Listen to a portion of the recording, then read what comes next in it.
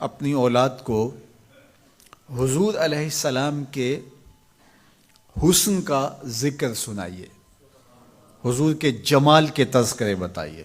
یہ انسانی فطرت ہے، یہ انسانی طبع ہے کہ اس کا حسن کی طرف میلان ہوتا ہے۔ جہاں بھی حسن ہو، چاہے وہ پھولوں کی نزاکت میں ہو، لطافت میں ہو، وہ کوسے قضا کی رنگینی میں ہو، دھنک کی شوخیوں میں ہو، ساون کے چڑھتے بادلوں میں ہو، یا وہ جھیل کی بچھی ہوئی آنکھ میں ہو، یا پپیہے کی آواز میں ہو، بلبل کے خوبصورت لہجے میں ہو، کوئل کی دل نواز صدائے محبت میں ہو، حسن جہاں بھی ہوگا، جس روپ میں بھی ہوگا، دلکش ہوگا۔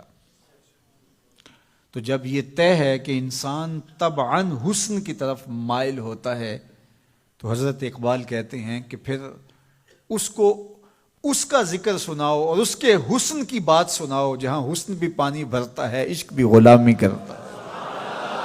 حضور کے حسن کا ذکر سناؤ۔ مکھ چند بدرشا متھے چمک دی لاٹ نورانی ہے، کالی زلف تے اکھ مخمور رکھی ہن مد بھریاں۔ کائنات میں بڑے سونے ہوں گے، بڑے جمیل اور حسین، مہوش اور خوبصورت ہوں گے، لیکن جو جمال اللہ نے آمنہ کے لال کو دیا وہ انہی کو ہی دیا ہے۔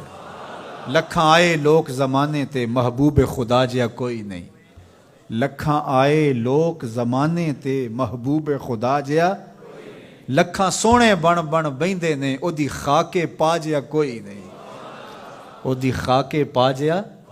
جو حسن ان کے پاؤں کے ناخن میں رکھا ہے، جو حسن ان کی ایڑی میں رکھا ہے، اللہ اکبر، جو حسن ان کے تلووں سے نکلنے والی گرد میں رکھا ہے، ان کے نالین کے جوڑوں سے نکلنے والی دھول میں رکھا ہے، وہ کہکشاؤں میں بھی نہیں ہے۔ جس کے تلووں کا دھون ہے آب حیات، جس کے تلووں کا دھون آب حیات ہے، وہ جان مسیحا ہمارا نبی۔ اللہ اکبر۔ حضرت میمونہ بنت کردم رضی اللہ تعالی عنہ صحابیہ ہیں، فرماتی ہیں مجھے شوق ہوا حضور کو دیکھنے کا، تو میں اپنے باپ کے ساتھ حضور کو دیکھنے آئی، اور حضور ناقہ پہ سوار تھے، چہرے کی چمک کہ آنکھ نہیں اٹھتی تھی، کہاں ہمت کے اس جمال کی تابشوں کی تاب لا سکیں۔ تو کہا میرے میں ہمت نہ پڑی کہ جمال روح محمد کا نظارہ کروں، تو میری نظر ادب سے اور جلووں کے وفور سے جھک گئی، تو میں حضور کا چہرہ تو نہ دیکھ پائی، لیکن حضور سواری پہ بیٹھے تھے تو میری نظر حضور کے مبارک قدموں پہ پڑی۔ فما نسیتو فیما نسیتو طولا اصبعہ، فرماتے ہیں کہ حضور کی مبارک انگلی کی لمبائی اور اس کا جمال اور اس کا اعتدال اور اس کا حسن، فرمایا مدتیں گزر گئیں، ابھی تک وہ سحر اترتا ہی نہیں ہے، ابھی تک وہ نشہ ہی نہیں اترا۔ کہا چہرے کو تو نہیں دیکھ سکی، لیکن میں حضور کی مبارک پاؤں کی ایک انگلی کی زیارت کی ہے، اور میری نظر بس وہی پڑی، اور ایک لمحے کے لیے پڑی، اور دوبارہ دیکھنے کی تاب بھی نہیں ہوئی، لیکن حضور کی انگلی کا وہ جمال اب تک میرے خیالوں میں بسا ہوا ہے۔ یا جس کے مبارک پاؤں کی انگلی اتنی جمیل ہے کہ سال گزرنے کے بعد وہ سحر ختم نہیں ہوتا، اس کی پیشانی کی چمک کا عالم کیا ہوگا، اس کے رخساروں کا جمال کیسا ہوگا۔ تو ایک شاعر نے تو قلم توڑ دیا، اس نے کہا کہ قدموں پہ جبیں کو رہنے دو، قدموں پہ جبیں کو رہنے دو، چہرے کا تصور مشکل ہے۔ ذرا غور کیجئے، یہ میمونہ بنت کردم کی کہانی ہے، شاعر کی زبانی میمونہ بنت کردم کی کہانی، اور آپ کی سماعتوں کو چمک دے رہی ہے، اور میری زبان کو لطافت بخش رہی ہے۔ میری زبان میٹھی نہیں ہے، حضور کا نام میٹھا ہے۔ وہ کسی نے کہا تھا نا کہ میں بلبل خوش لہجائے گلزار نبی ہوں، میں بلبل خوش لہجائے گلزار نبی ہوں، میٹھی ہیں میری باتیں نمک خار نبی ہوں۔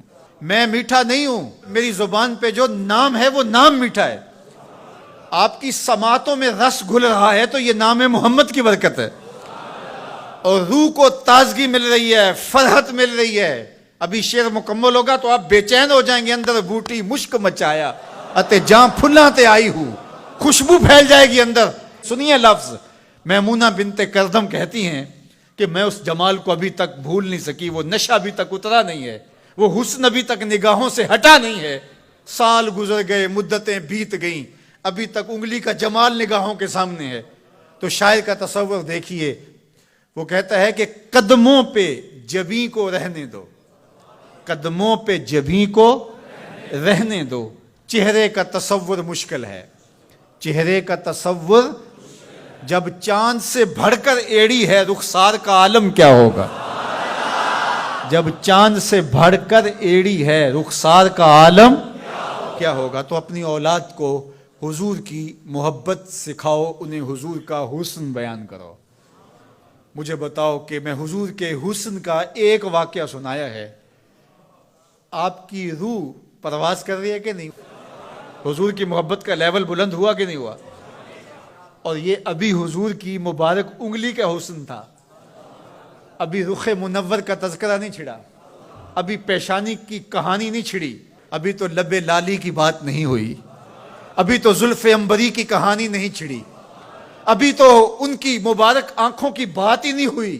کیا خوب سجن دیاں اکھیاں نے، کیا خوب سجن دیاں اکھیاں نے، جویں پر کے سرائیاں رکھیاں نے، ابھی تو ان آنکھوں کا تذکرہ نہیں چھڑا، اور مازاق کے کجلوں کی کہانی نہیں چھڑی، ابھی تو ابروؤں کی بات نہیں ہوئی، ابھی تو لامبی پلکوں کا تذکرہ نہیں چھڑا، ابھی تو ید اللہ والے ہاتھوں کی بات ہی نہیں ہوئی، ابھی تو علم نشرہ کے سینے کا تذکرہ ہی نہیں ہوا، ابھی تو حضور کی مبارک زلفوں کے خم جن کو خدا بھی حمیم کہے، ابھی تو اس کی کہانی نہیں چھڑی، ابھی تو پاؤں کی انگلی کی بات ہے، اور روح رقص کر رہی ہے۔ تو جب آپ اپنی اولاد کو حضور کے چہرے کا ذکر کریں گے، حضور کے جمال کی کہانی سنائیں گے، تو ان کے سینے میں حضور کا پیار پیدا ہوگا یا نہیں ہوگا؟